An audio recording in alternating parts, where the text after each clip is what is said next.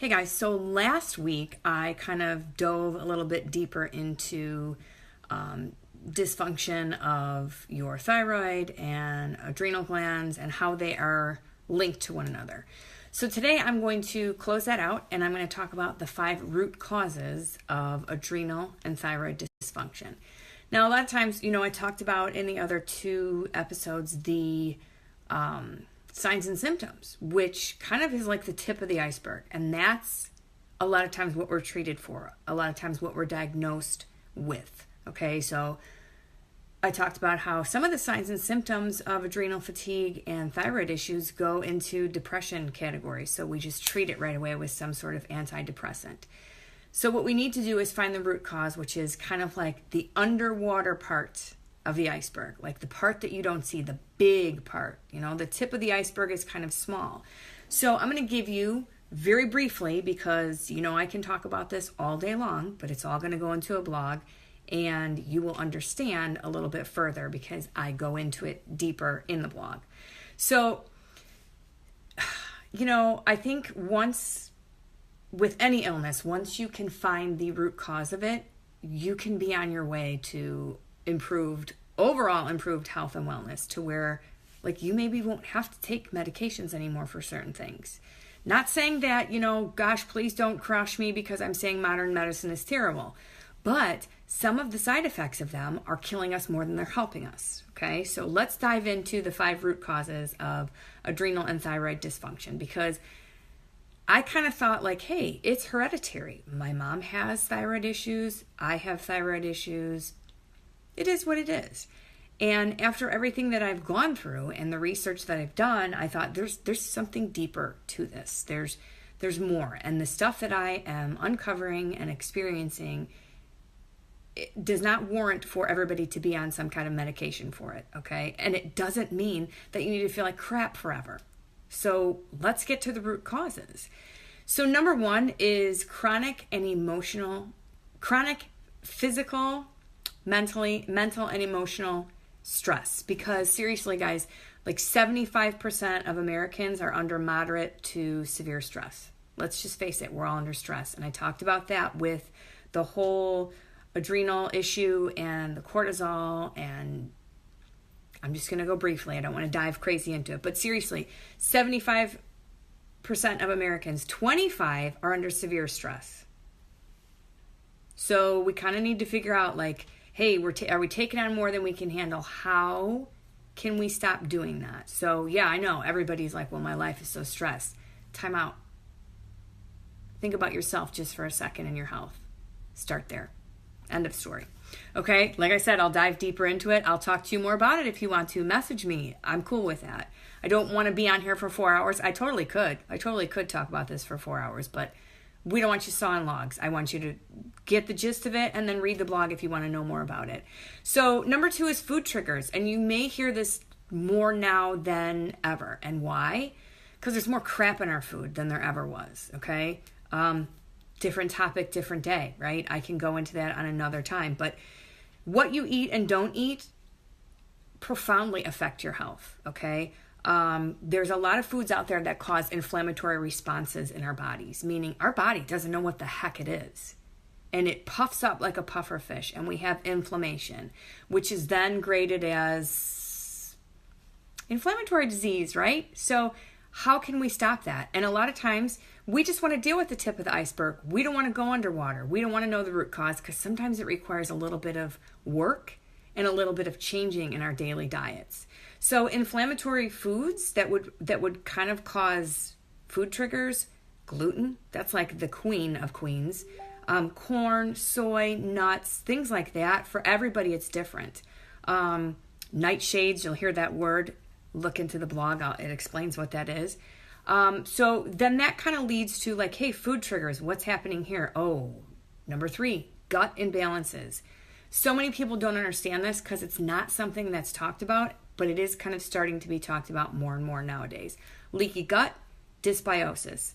Leaky gut is, when your body, when your intestines, they're permeable, they're letting literally shit out in your body. So you can call it whatever you want: bacteria, undigested foods, certain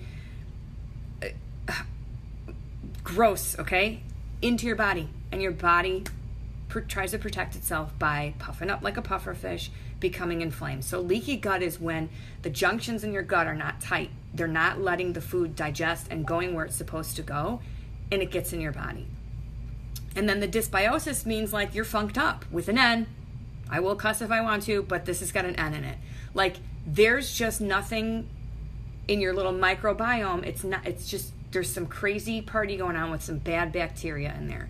So that's causing, again, stress, inflammation, adrenal fatigue, leading to thyroid issues. So number 4, which a lot of people, another thing that people don't really look into, and I'm kind of looking into it a little bit more than what I have in the past, is environmental toxins. Now, granted, there are things that we cannot control in this environment, right? We can't control the air pollution and things like that. And normally, our body is able to kind of detoxify that stuff through our liver, and when it's working correctly, when those parts of your body are actually like, hey, we're filtering correctly, we're doing exactly what we're supposed to, but is it messed up because we have a gut issue, or we have an autoimmune issue, or we're on medication that's messing up our liver? So it may not be detoxifying the right way through your liver and your gut because they're not working right. So environmental toxins can always come down to, insecticides, even the shampoo we use, the perfumes, the lotions, the candles, the daily, our dish detergent, our laundry detergent, those kind of things, guys.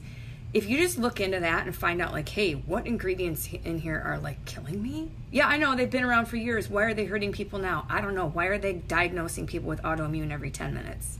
Or why are they putting them on something for, gut issues like, oh, you have GERD, you have this, you have that. Why are they putting them on that every 10 minutes? Maybe the buildup of it over years and the crap that's in our food is finally catching up with us. Right? And maybe your body is detoxifying perfectly and you have none of these issues whatsoever.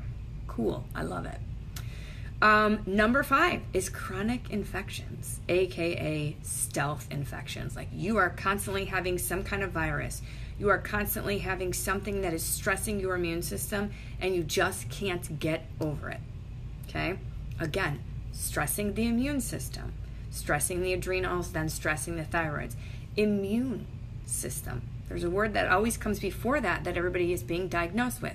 Autoimmune disease. That means your immune system is stressed the F out. How can you fix that?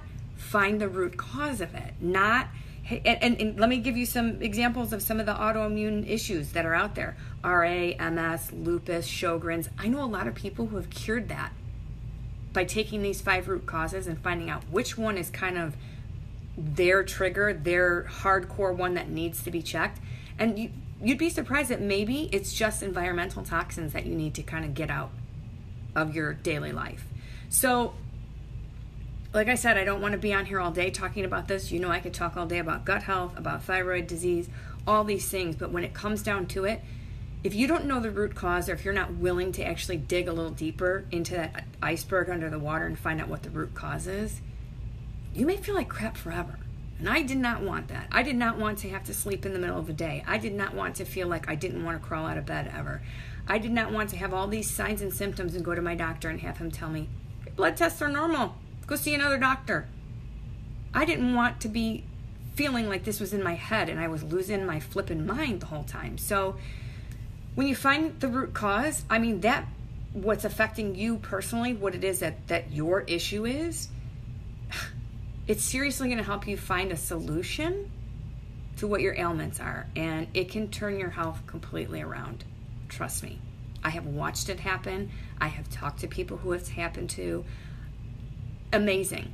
When you see someone who was at their wit's end and they didn't know, they were in pain every day, they were constantly inflamed, they had, autoimmune Hashimoto's, thyroidosis, whatever you want to call it, adrenal fatigue, hormone issues, weight gain that they couldn't explain, lesions in their brain from MS, and they don't have that anymore.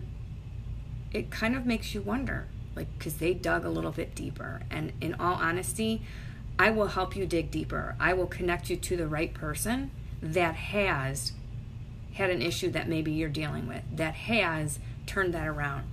And I want you to know that when you find the root cause of whatever it is that you're having issues with, your life can be way different than what it is now. You don't need to live feeling exhausted, feeling so stressed, feeling like you can't even, like lifting your arm is difficult, like everything you eat is making you sick, feeling like you're bloated, like you're 6 months pregnant after you've eaten one meal and you just can't figure out why. You don't have to feel like that, because sometimes you're going to get these medications that are going to help for a while and then they don't. And then they have to change it, or then they have to adjust it, or maybe this isn't the disease we're dealing with, so maybe we should go down this path. Years and years and years and years of trying to figure out what's wrong with people, and some of them are knocking it out with checking out these 5 root causes. So that's huge. So if you have questions, or if you know someone that could benefit from this, first of all, please tag them, please share it with them, because like I said before, I just want to get the word out. I just want to let people know, like I said, I'll connect you with the right people who can help you. That's all I have today on your 5 root causes of adrenal and thyroid dysfunction. I hope you have learned something, and I hope you continue to be open-minded about it. And always remember, be your own advocate for your health and wellness. Have a great day, guys, and I will see you next time.